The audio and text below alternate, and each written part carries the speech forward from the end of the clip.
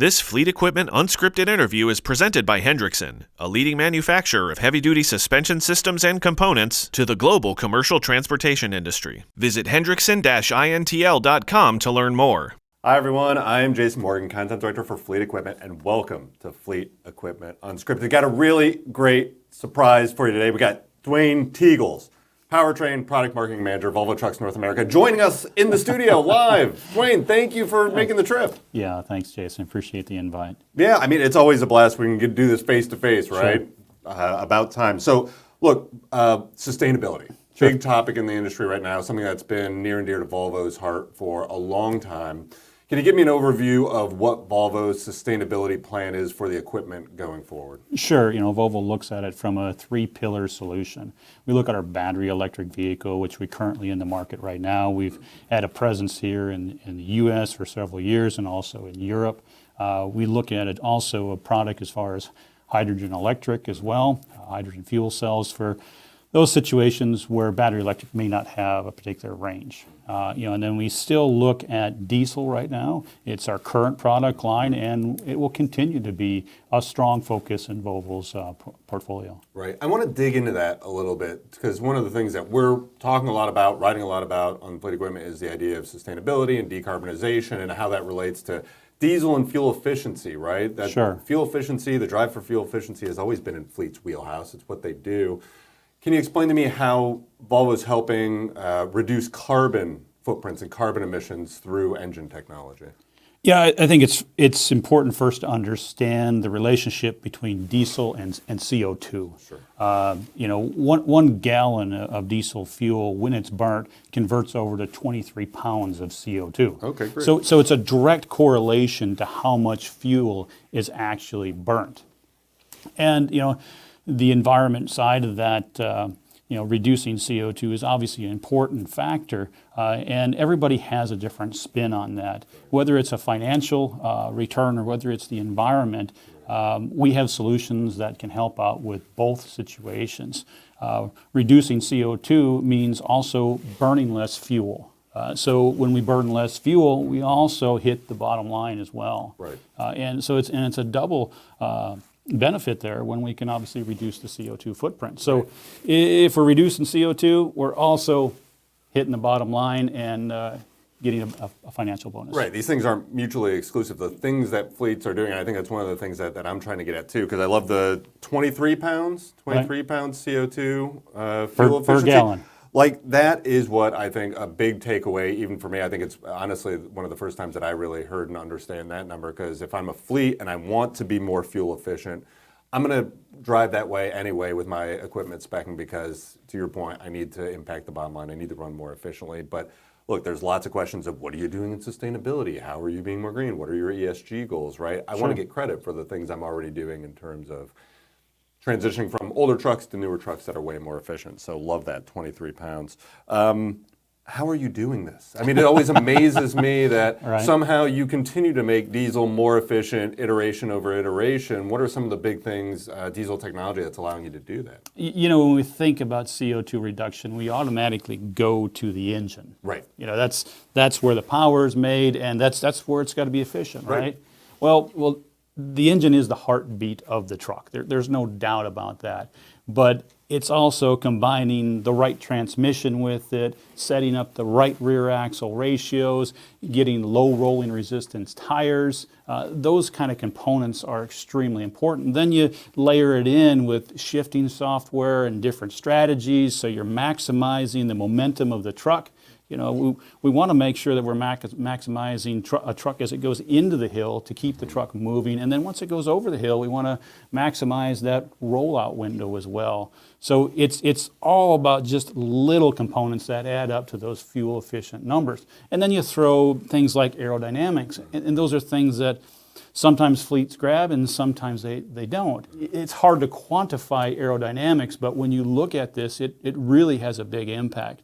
If you look at like a standard long-nose conventional truck, it takes about 135 horsepower to overcome aerodynamics. So when you start aeroing a truck up, making sure it's aerodynamic, making sure the cab extenders on, the fender flare extensions, or those all add up, and we can reduce aerodynamic resistance by 20%. I ask a lot of our customers and our sales associates, like, well, do you think aerodynamics really could help you get up a hill faster? And they look at you like you're a little crazy. Like, how can aerodynamics help us get up a hill faster? Right. Well, if we reduce the requirement of horsepower, that's horsepower we could use to get up a hill.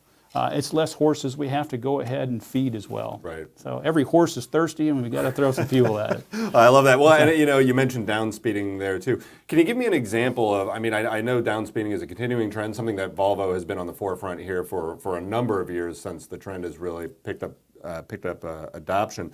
But I really want to understand. You mentioned the technology and software driving the powertrain components, right? Because sure. We talked a lot, in the past several years of integration between the engine, the transmission, the axle, and how that relates to downspeeding. But what role is that technology and control coming in? And even an example of how you're really leveraging that.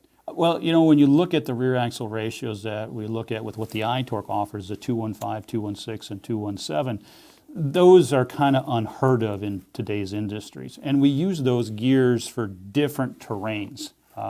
Typically, it was always thought of we wanted to keep that vehicle in top gear, and that's where the most efficient was. Well, with the iShift, it's given us the availability to shift that paradigm a little bit. So we use top gear for flat terrain. We'll use direct drive for some light rolling hills. And then we'll drop into underdrive when we really have to go into some steeper terrains. These type of rear axle ratios would not work with a manual transmission. The driver would be shifting all the time. So with the automated transmission, Jason, do you care what gear your car is when you're driving down the road? I don't know if I could ever tell you what gear it's. I don't know. You know what I mean? I'm focused on other things. I'm focused on the road. I'm focused on what's happening around me. I don't think about it much. Yeah. So that's kind of the point here. Is the transmission does all the thinking for you, and it bonuses as far as fuel efficiency, and then it's reducing the CO2 footprint there as well. You're getting peak power when you need it. You're not overpowering the engine, and you're not underpowering it either. It's all in that software. The software thinks for us. Okay, just so I get the nomenclature right too. So iShift is the Volvo AMT, that's the transmission, yes. right? And then iTorque, that's the software layer going on. That's what's controlling it all and managing those shift points, and it knows kind of where I'm at and what gear it needs to be at, right? There's intelligence there to some degree. Yeah, so we use IC, which is right. also a map-based topography software that we use. And what that does is the vehicle, before it approaches a hill, the truck will actually downshift before it goes into a hill instead of downshifting in the middle of the hill. Mm-hmm. So it allows that truck to come into the hill, keep the vehicle moving. So increases RPM, increases horsepower, and just keeps that momentum going. Okay. And it's already done a calculation to the top of the hill. It knows how far it is up to the top of the hill. Right. Because of the map, the iTorque is using the map data to make those determinations of proper gearing as you go through it. Yes, exactly. Okay. So it'll go over the hill in kind of a neutral situation. It'll disengage the powertrain or the engine from the drivetrain, right. And we'll coast over the hill and down the backside and roll that truck out. Yeah. You asked me if I care what gear my car is in when I'm doing it. I do not, but I know that commercial truck drivers do. I mean, they pride themselves on having that expertise and understanding that. In this situation, is there any training or anything they need to understand? Or, is there anything that would surprise them, or anything fleets would need to do in terms of educating the driver on the system and how it's operating to give them a comfort level there? Yeah, I think there is. There's a challenge there. A lot of drivers are used to an engine running at higher RPMs. We look at an older ratio like a 308, at 68 miles an hour, that engine's running at 1,400 RPMs all the time. So when we look at the iShift matched with an iTorque, that engine is going to make peak power at 1,300 RPMs. Okay. So there's no sense in actually running it any higher. Right. No reason to. So that engine's going to run significantly lower. It's going to sound quieter. So some drivers may equate that to not having power versus the louder engines. Right. Well, yeah, and how do you overcome that? Or, I mean, you'd mentioned that a little bit when we were talking about aerodynamics too, that if you can make the truck more aerodynamic, you don't need to, like you said, water the horses that are thirsty to get there up there. So you're able to consume, or you consume less fuel to do it, right? But how do you still have that confidence that the powertrain has the power to get the job done? I think once you get a driver sit in the truck and they spend some time with it and see how the truck pulls, it becomes second nature. Looking at the power the engine puts out, again, it puts out 1,850 pound-feet at 900 RPMs, right off of idle. I mean, it's idling, the clutch engages at 850 RPMs, and right at 900 you got full torque. Oh, wow. So it's a torque monster. It's a quiet torque monster with less vibrations. It's so quiet. That's the other, and that's the other great thing. I mean, you mentioned a lot of this technology to really get comfortable. You got to sit in it, you got to drive it, you got to feel it, you got to understand what's happening. Luckily, that we're in a place in the world where we can do that. We can get back together. We can take a test drive. I appreciate you finding your way here, traveling here to sit down with me to explain it here. This has been wonderful. I'm sure we'll do this again very soon. Appreciate it, Jason. Thank you again for the invite. Thanks, everyone.